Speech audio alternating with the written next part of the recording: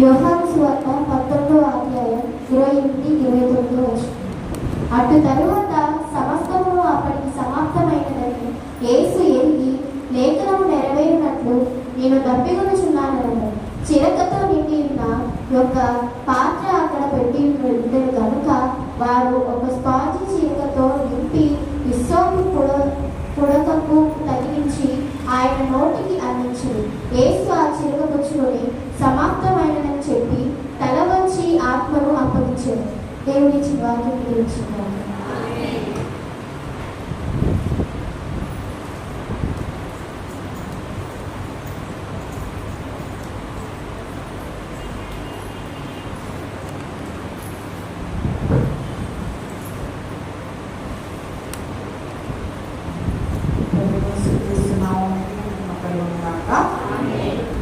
యేసు ప్రభువుల వారు శిలువలో పలికిన ఐదవ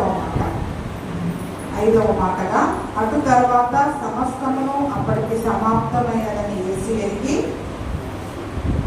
ఏమైపోయిందంటే అప్పటి వరకు ఇంకా అంతా అయిపోయింది. ఎందుకంటే 4వ మాట మనం ధ్యానించుకునేటప్పుడే సమయం ఎంత అవుతుందంట? ఇంచుమించు అవ్వలేదు. ఇంచుమించు అంటే 2:30 దాటి సుమారుగా 3 కావస్తుంది. అప్పటికే మరి మధ్యాహ్నం అంతా చీకటి అయిపోయింది. మరి చీకటి అయిపోయిన తర్వాత ఆ చివరి 4వ మాటలో తండ్రి చేతిని ఏం చేశాడండి? తండ్రి చేత విడవబడి మన చేతిని వేసుకున్నాము, తండ్రికి అప్పగించేశాడు. ఎందుకంటే మన పాపములను బట్టి తండ్రికి దూరమైన మనల్ని ప్రభువైన యేసు క్రీస్తు శిలువ ద్వారా సంధి చేసి ఏం చేశాడంటే మనల్ని తిరిగి మన తండ్రికి అప్పగించేసాడండి. మనల్ని తిరిగి మన తండ్రికి అప్పగించాడు. తప్పిపోయిన కుమారులుగా ఉన్న మనందరినీ మన పరమ తండ్రి అయిన దేవునికి యేసు ప్రభు శిలువ ద్వారా తను తిరిగి విడవబడి మనందరినీ అప్పగించాడు. ఏ పని కోసమైతే వచ్చాడో ఆ పని అప్పటికి ఇంకా సమాప్తం అయిపోయింది. ఇంకా నేను వచ్చి చేయవలసిన పనులన్నీ కూడా దాదాపుగా అయిపోయాయి. ఎందుకంటే మనల్ని తండ్రి దగ్గర చేసేసారు కదండి, మనల్ని పరలోకానికి అప్పగించేశారు కదండి. తండ్రి హస్తానికి మనల్ని అప్పగించాక ఇంకా యేసు ప్రభువుల వారికి ఏంటి చెప్పండి? పని వచ్చింది ఎందుకు? మనల్ని రక్షించడానికే వచ్చాడు. ఆ రక్షణ కార్యం అనేది అక్కడ ముగించబడింది. కాబట్టి ఇంకా ఎప్పుడైతే మీరు 4వ మాట పలికారో 5వ మాటగా అప్పటికి సమస్తమును సమాప్తమైనదని యేసు ఎరిగి లేఖనము నెరవేరినట్లు నేను దప్పికొనుచున్నాను అనెను. 5వ మాట ఏంటి చెప్పండి? దప్పికొనుచున్నాను. అది లేఖనములో నెరవేరాలి. ఏంటండి? లేఖనంలో ఆల్రెడీ యేసు ప్రభువుల వారు దప్పికొనాలి. ఆ దప్పికొన్నప్పుడు వారి చేతును ఆహారంగా ఆయనకు పెట్టాలి అని కీర్తనల గ్రంథంలో రాయబడి ఉంది. కాబట్టి ఆ ప్రవచనము నెరవేరినట్లు యేసు ప్రభువుల వారు దప్పికొన్నారండి. మొదటి మాటలో మనకి ఏం నేర్పించారు? యేసు ప్రభువుల వారు నిండు కొరతతో క్షమించారు. ఎలా క్షమించండి? నిండు కొరతతో క్షమించండి, హృదయపూర్వకంగా క్షమించండి. 2వ మాటలో ఇదే చివరి అవకాశం, మారు మనసు పొందడానికి, రక్షణ పొందడానికి. రేపు మార్చుకుంటా, ఎల్లుండి మార్చుకుంటా నా హృదయాన్ని అనుకోకూడదండి. వాక్యం మా దగ్గరకు వచ్చినప్పుడే మన హృదయంలో మారు మనస్సు రక్షణ కావాలి. కాబట్టి ఇదే చివరి అవకాశం. ఆయన పరలోక రాజ్యంలో చేరడానికి తండ్రి సన్నిధిలో మనము ఆ రాజ్యానికి వెళ్ళడానికి కావలసిన అర్హతలను మనము సంపాదించుకోవాలి. 3వ మాటలో తల్లిదండ్రుల పట్ల బాధ్యతను ఆయన గుర్తు చేస్తున్నాడు. 4వ మాట ద్వారా యేసయ్య మనల్ని తండ్రికి అప్పగించేశాడు. 5వ మాట లేఖనం నెరవేరినట్లు నేను తప్పికొనుచున్నాను అని యేసు ప్రభువుల వారు అంటున్నారండి. ఏమంటే యేసు ప్రభువుల వారే జీవజలపు ఊట కదా. ఆయన జీవజలపు ఊట, ఆయనే జీవాహారం. కాబట్టి నిజానికి మరి ఆయనకి ఆకలి దప్పులు అనేవి ఈ శరీర సంబంధమైన ఆకలి దప్పులు కావు. కానీ లేఖనం నెరవేరాలి. ఎందుకు లేఖనం నెరవేరాలి? అసలు దప్పిగా ఉంటే యేసు ప్రభువుల వారు ఆ యొక్క మాటను తీసివేయవచ్చు కదా. దప్పిగా ఎందుకు లేఖనాలలో రాయబడిందంటే ఆయన దప్పి ఉన్నప్పుడంట మరి మనం చేదున ఆహారంగా పెడుతూ ఉన్నాం. ఇప్పుడు ప్రస్తుతము యేసు ప్రభువుల వారికి కలిగిన ఆకలి దప్పులను మరి మనము తీర్చండి అని యేసు ప్రభువుల వారు మనం అడుగుతూ ఉన్నప్పుడు ఆయనకు కావలసిన ఆహారాన్ని మనం పెట్టలేకపోతున్నామండి. ఆయనకు పెట్టాల్సింది పెట్టకుండా మనం ఏం పెడుతున్నామంట? ఆయనకి చేదుని ఆయనకు ఆహారంగా పెడుతూ ఉన్నారు. ఆయన అక్కడ తప్పికొని ఉన్నాను అనగానే వెంటనే అక్కడ చిరకతో నిండి ఉన్న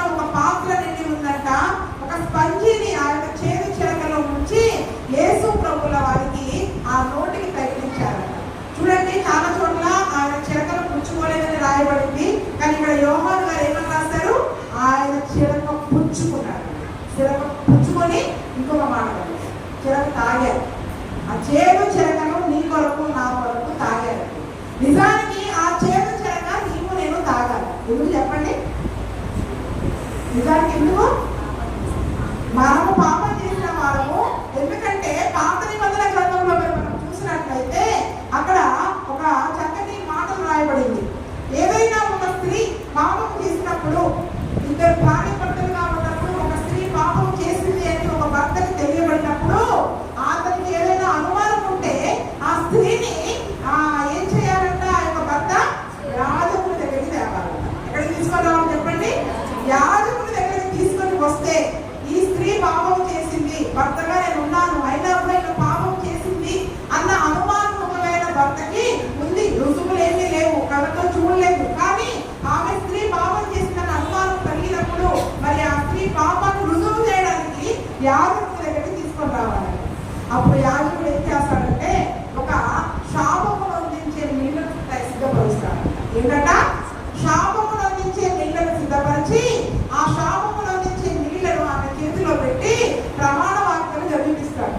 నిజంగా నువ్వు ఏ పాపము చేయకపోతే నువ్వు ఆ శాపము నుండి విడుదల పొంది నువ్వు పవిత్రురాలుగా ఉంటావు, గర్భవతిగా అవుతావు, దేవుడు నిన్ను, నీ కుటుంబాన్ని, నీ పిల్లల్ని దీవిస్తాడని యాజకుడు దీవిస్తాడంట. ఒకవేళ నిజంగా నువ్వు పాపం చేసినట్లయితే ఈ నీళ్లు నువ్వు త్రాగడంతోనే నీ నడుము పడిపోతుంది. ఏమైపోతుందంటే నీ నడుము పడిపోతుంది. అప్పుడు నడుము పడిపోయిన స్త్రీగా, పాపము చేసిన స్త్రీగా, శాపము నుంచి నీళ్లను త్రాగి ఒక పాపము స్త్రీగా ఆ చుట్టూ ఉన్న సమాజం అంతా కూడా ఆమెను దోషిగా చూడవలసిన పరిస్థితులలో మరి ఆ స్త్రీ ఉండదండి. నిజంగా మరి మనము కూడా యేసు ప్రభు, స్త్రీ అంటే సంఘం కదండి, మరి మనము ఆయన సంఘముగా ఉన్న మనము, ఆయన సొత్తులైన ప్రజగా ఉన్న మనము, ఆయనకు ప్రదానం చేయబడి కన్యకలుగా ఉన్న మనము ఎన్నిసార్లు తప్పులు చేశామండి? వ్యభిచారములారా లోక స్నేహం చేయొద్దని దేవుడు చెప్పాడు. లోక స్నేహం అనేది ఒక వ్యభిచారం, దొంగతనం అనేది ఒక వ్యభిచారం, ఆయన ఆజ్ఞలను తప్పి తిరగడం అనేది వ్యభిచార సంబంధమైన పాపాలలో చాలా పాపాలు ఉన్నాయండి. కంటితో ఏమంటారు? ఆ శరీరంతో చేస్తేనే వ్యభిచారము పాపము కాదు. కంటి చూపుతో మనం చూసినా కూడా మనము వ్యభిచారులుగానే ఉంటాం. అంటే దేవునికి దూరం అయిపోయి లోకాన్ని ప్రేమించి లోక స్నేహితులుగా ఉంటూ ఆ వ్యభిచారులుగా మనం ఉన్నప్పుడు నిజానికి ఆ చేతులు ఎవరు తాగాల చెప్పండి? ఎవరు తాగాల చేతులు? మన ఎవరు నడుములు పడిపోవాలా? ఇప్పుడు మనం నడుములు పడిపోయి అవమానకరంగా చుట్టూ సమాజం మనల్ని చూస్తూ ఎంత ఘోర పాపం చేసిందండి, భర్తలు పెట్టుకుని పాపం చేసిందండి, నేను నడుము పడిపోయింది, చూడండి ఆ స్త్రీ సంగతి అని లోకమంతా మన గురించి దేవుడి చేసే స్థితిలో మనం ఉండవలసిన వారు కదండి. అటువంటి స్థితిలో మనం ఉండవలసిన మనల్ని యేసయ్య ఏం చేశాడు? ఈ స్త్రీకి బదులుగా నేను తాగుతాను. ఏమన్నారండి? ఒకవేళ తాగితే మనం నడుము పడిపోయి నలుగురితో అవమానం పాలైపోయారు, హేళన పాలైపోయారు. ఈ హేళన, ఈ అవమానం నా పిల్లలు పడకూడదు, నా బిడ్డ పడకూడదు, నా కుమారుడు పడకూడదు, నా కుమార్తె పడకూడదు, నా తగ్గ పడకూడదు. ఆమె బదులు నేను తాగుతాను, నా నలుగురు పడిపోయినా పర్వాలేదు, ఆమె బదులు ఆ చేతులను నేను తాగి ఈమెకి ఆ పాపం నుండి, ఆ శాపము నుండి నేను విడుదల దయచేస్తా, ఆ అపవిత్రత నుండి నేను విడుదల దయచేస్తాను అని ఆ చేదు చెరకను ఆయన కలువరి శిలువలో మన కొరకు త్రాగి ఈ రోజు మన నడుములు పడిపోకుండా అపవిత్రులంగా నలుగురి చేత అవమానాలు పాలుగా ఉన్న మనల్ని కాపాడాడండి. ఇంత గొప్ప కార్యాలు మనకు చేస్తే మనకు నిద్ర వస్తుంది. ఏమండి? ఏంటి శిల్వ ధ్యానంలో మనకు నిద్ర చేస్తుంది. మనల్ని కూడా యేసు ప్రభులాగా చక్క శిలువలోకి వేసి అలా ఏడాడేసి నిలబడి ఉంటే అప్పుడు నిద్ర రాదు మనకు కూడా. ఏం చెప్పండి? నిద్ర వస్తుందా? ఆయన శిలువలో ఏడాడుతూ ఉన్నాడు, ఇక్కడ కూర్చున్నా మనకి నిద్ర వచ్చేస్తుంది, అలసట వచ్చేస్తుంది, మాటికి తిరగాల్సి వస్తుంది, దాహాలు దప్పికలు అవుతాము. మరి ఆయన దప్పిక గురించి ఎవరు చెప్పండి? చూడండి, ఆయన చేదు చెరకల కారణంలో ఒక గొప్ప ఆంతర్యం ఉందండి. ఆ దినమున ప్రతి ఒక్క స్త్రీ ఎవరు పాపం చేసినా యాజకుడి దగ్గరికి తన పాపాన్ని తను చేసిన అపవిత్రతను రుజువు చేసుకోవాలి. ఈ రోజు మనం రుజువు చేసుకునే అవకాశం లేకుండా ఆ మారా అనే మన జీవితంలో వెళ్ళవలసిన మారా అనే అనుభవాన్ని మధురంగా మార్చేసేసి యేసయ్య ఈ రోజు మనకు ఆ చేతులు రాకుండానే మనకి విడుదల దయచేశారండి సిలువలో. దేవునికి స్తోత్రం. చూసారా? మరి ఇప్పుడు ఆయన సిలువలు తప్పిపోతున్నారు. దాని సంగతి చెప్పండి కదండి.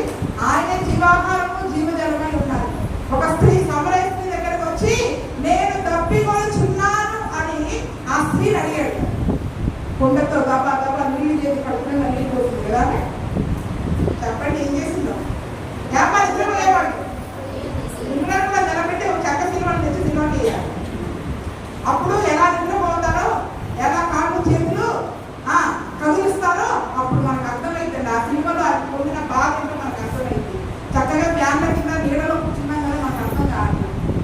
యేసు ప్రభు ఏమో ఎండలో సిలువలో కింద మన పుట్ట మీద ఎంత వేడి ఉన్నది చెప్పండి, బండల కింద బండల వేడి, పైన ఆకాశం నుండి వచ్చే ఆ సూర్యుని ఎండ ఎంత వేడి ఉన్నదండి. ఆ వేడికి ఆయన మంటు టెండలో ఆడ సిలువలో వేలాడుతూ మన కొరకు చనిపోతే మన చేతి నీళ్ళు ఆయన తాగితే ఇక్కడ మనకి కూర్చొని చల్లనీళ్ళు తాగుతూ ఫ్యాన్ల కింద చల్లగా కూర్చొని మనకి నిద్ర వస్తాము, మనకి నిద్ర వస్తాము. ఆయన సిలువ వైపు చూస్తే మనకి నిద్ర రాదండి. ఆయన సిలువ కృష్ణ వైపు చూస్తే మన హృదయం భారంతో నిండిపోతుంది. నేను త్రాగవలసిన శిక్షను, నేను త్రాగవలసిన నీళ్లను ఆయన త్రాగి ఇంతటి క్షేమస్థితిని వచ్చినాక ఆయన దయచేసినాడని మనము గ్రహించగలుగుతాం. ఏం జరిగిందండి మరి? ఆయనకి దప్పికతో ఒక స్త్రీ దగ్గరికి వెళ్ళినప్పుడు ఆ స్త్రీ ఎన్ని కుండల నీళ్లు పోసింది యేసుతో చెప్పండి, ఎన్ని బిందెల నీళ్లు పోసి ఆయన కడుపు నింపింది చెప్పండి, గట్టిగా చెప్పండి అమ్మా. కుండలతో నీళ్లు పోసిందా? మరి ఎలా దప్పిక తెచ్చింది? ఎలా దప్పిక తెచ్చింది? ఈయన నిజమైన లోక రక్షకుడని ఎప్పుడైతే గ్రహించిందో అసలు ఈయన దాహం అడిగితే నీళ్ళ కుండాడు పడేసాడు. ఈయన చెప్పండి, ఊర్లో పోయి ఈయన యేసు ప్రభు అందరికీ చెప్పిందండి. ఈయన దాహం అడిగినాడు, నీళ్ళు ఇస్తారు, విశ్వాసం చెప్తారు చెప్పండి. అమ్మా నాకు నీళ్ళు ఇవ్వమని చెప్తే వెళ్ళి నీళ్లు పోయాలా, పోయి సువార్త చెప్పాలా? పోయి నీళ్ళు ఇవ్వాలా, సువార్త చెప్పాలా? చూద్దామా యేసు ప్రభుల వారి దాహం ఏంటో చూడండి. అదే యోహాను సువార్త 4వ అధ్యాయము 34వ వచనం చెప్పండి. యేసు వారిని చూచి నన్ను పంపిన వాని చిత్తం నెరవేర్చుటకు ఆయన పని తుదముట్టించుటకు నాకు ఆహారం ఇయ్యుడి. యేసయ్యకి ఆహారం ఏంటో తెలుసా? ఆయన తినే భోజనము కానీ పానము కానీ ఏంటంటే తెలుసా? చెప్పండి. బీరకాయ ఇష్టమా, సొరకాయ ఇష్టమా, చేపలు ఇష్టమా, రొట్టెలు ఇష్టమా? ఏంటి ఆయన ఆహారం? ఏంటి? నన్ను పంపిన వాని చిత్తము నెరవేర్చుటయు ఆయన పని తుదముట్టించుటయు నాకు ఆహారం అండి. ఆయనకి ఆహారం ఏంటి చెప్పండి? దేవుడు తనకి అప్పగించిన పనిని చేయడము, ఆ పనిని ముగించడం, ఆ పనిని ముగించడము. అక్కడికి వెళ్ళి సమరయ స్త్రీకి సువార్త చెప్పాడు, తన పనిని ముగించాడు. శిష్యులు వచ్చి అయ్యా ఆహారం తెచ్చామయ్యారా, ముందు భోజనం చెప్తురా అయ్యా అంటే, నేను ఆల్రెడీ భోజనం చేసేసాను. ఎవరు పెట్టారే భోజనం? సమరయ స్త్రీ పెట్టాడు కదా. సమరయ స్త్రీ కడుపు నిండా నీళ్ళు పోసింది. ఎన్ని బిందెల నీళ్ళు పోయలేదు. ఒక ఊరందరినీ ఊరందరికీ నా గురించి చెప్పిందామే. కాబట్టి ఆమె నా కడుపు నింపింది. తండ్రి చిత్తాన్ని నెరవేర్చడం ఎట్లా నాకు ఆహారమో, నా చిత్తాన్ని నేను చెప్పిన మాటను పట్టుకొని ఆ స్త్రీ వెళ్ళి ఊరందరినీ కూడా యేసు ప్రభు దగ్గరికి నడిపించింది. ఈరోజు యేసు ప్రభు సిలువ మీద మరి కొన్ని మాటలను మనకు చెప్పారు. నిజంగా ఇది చివరి మాట అండి, మనందరితో చెప్పుకున్న చివరి మాట ఇదే. యేసు ప్రభు సిలువ మీద మళ్ళీ ఎందుకంటే తర్వాత సమాప్తమైందని చెప్పారు. అందులో ఆజ్ఞేమీ లేదు, మనం చేయాల్సింది ఏమీ లేదు. తండ్రితో నా ఆత్మను అప్పగించుకుంటున్నానని చెప్పారు. అందులో మనం చేయాల్సింది కూడా అంటే మనం చేయవలసిన బాధ్యతలు ఉన్నాయి. కానీ ఈ తప్పికొనుచున్నాము అనే విషయంలో ప్రభు అయిన యేసు క్రీస్తు యొక్క ఆకలి తప్పులను మనం తీర్చే వారంగా ఉండాలి. మన బదులు ఆయన చేతులే తాగారు కదండి, ఇంకా మనం చేతులే పెడతాం.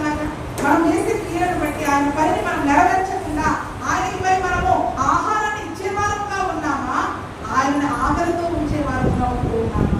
తండ్రి చిత్తాన్ని నెరవేర్చడమే నాకు ఆహారము, దేవుడు నాకు చెప్పిన పని ముగించడమే నాకు ఆహారమై ఉన్నది.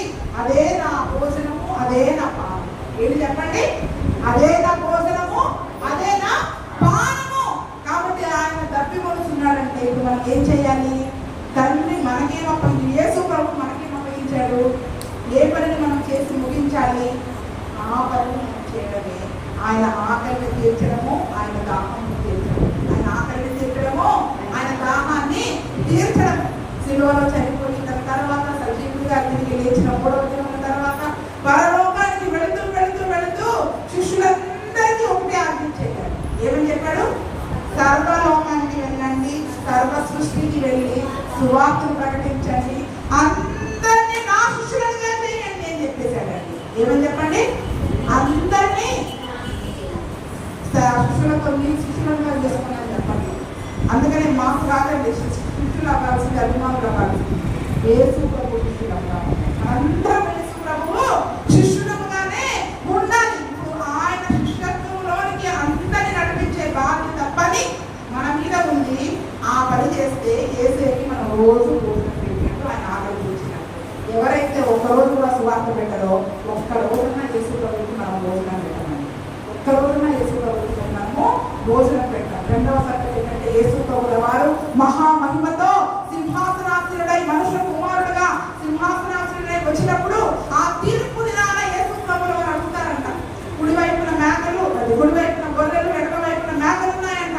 ఆ గొర్రెలతోటి ఆశీర్వదించబడిన వారులారా మీరు లోపలికి రండి అంటున్నాడు. ఎడమ వైపున మేకలతో శపించబడిన వారులారా మీరు మీకు సిద్ధపరిచిన నరకాగ్నికి వెళ్ళండి అంటున్నారు. అదేంటయ్యా మేము ఎందుకు ఆశీర్వదించబడ్డాము, మేము ఏం మంచి పని చేశాము అని వాళ్ళు అడిగినప్పుడు యేసు ప్రభువుల వారు ఏం చెప్పారు చూద్దాం. మత్తయి సువార్త 25లో ఒకటి చెప్పుకొని ముగించుకుందాం. మత్తయి సువార్త 25వ అధ్యాయంలో చూడండి.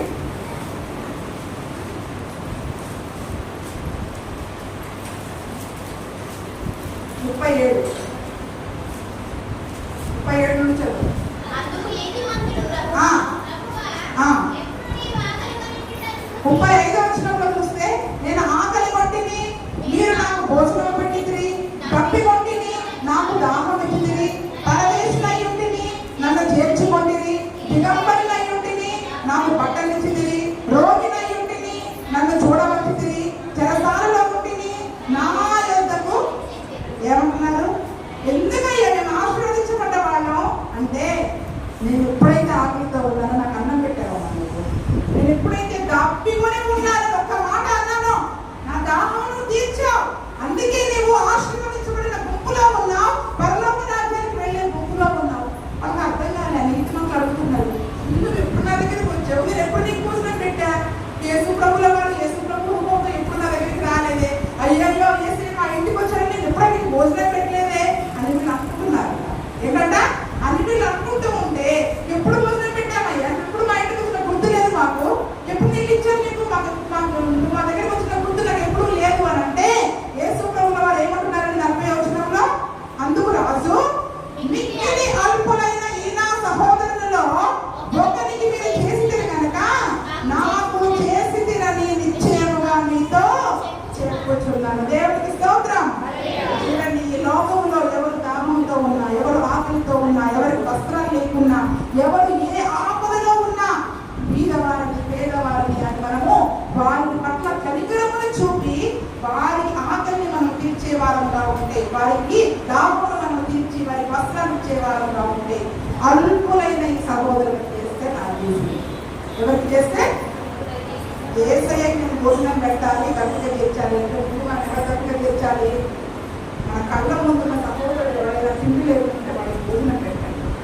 వాళ్ళ అవసరంతో మన దగ్గరకు వచ్చినప్పుడు వాళ్ళకి భోజనం పెట్టండి.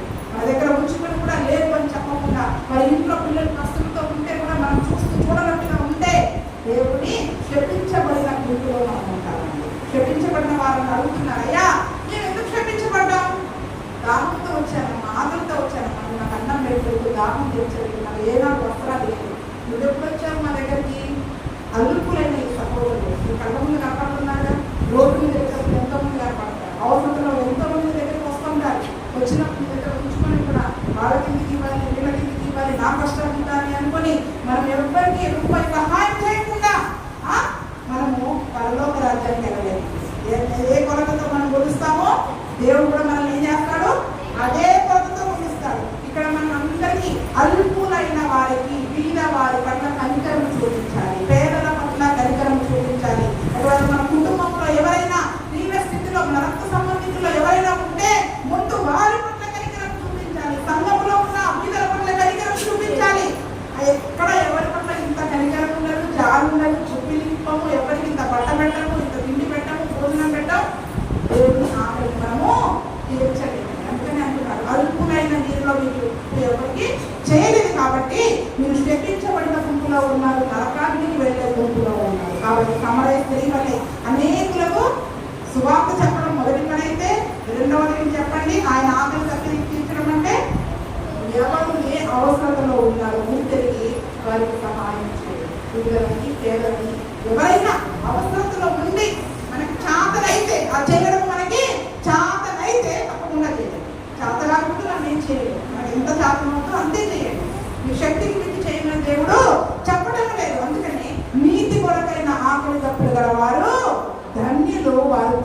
పరచబడదు. ఏంటంటే తృప్తి పరచబడదు. యేసు ప్రభు ఒక నీతి మార్గం కొరకు ఆకలి దప్పికను కలిగి ఉన్నాడు. ఈ రోజు ఆయన మనకి చూపిన దేవుని నీతిగా మనం మార్చబడాలి, ఆయన చెప్పిన పని చెయ్యాలి అని ఆయన నీతి కొరకైన ఆకలి దప్పులు నీకు నేను కూడా కలిగి ఉండి ఆయన ఆకలిని తీర్చే వారిగా ఉంటే మనము తృప్తి పరచబడతాం. మరి యేసయ్య సిలువలో కలిగిన 5వ మాట ఏమని చెప్తున్నారు? మనం అందరినీ అడుగుతున్నారు, నాకు ఆకలి దప్పులు మీరు తీర్చాలి. మన చుట్టూ ఉన్న వారి అల్పులను సహోదరులను పట్ల కనికరం చూపించాలి. ఇంకొకటి సువార్త తన చిత్తాన్ని మరి మనము నెరవేర్చే వారుగా ఉండాలి. అటువంటి కృప ప్రభు యేసుక్రీస్తు అందరికీ దయచేయండి. ఈ మాట కోసం ప్రార్థన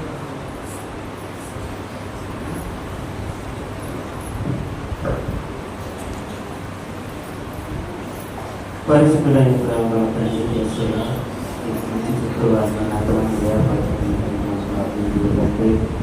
మీరు చెప్పిన వాక్య రీతిగా నాయన మరి భక్తి కోరుతున్నాను ప్రభా.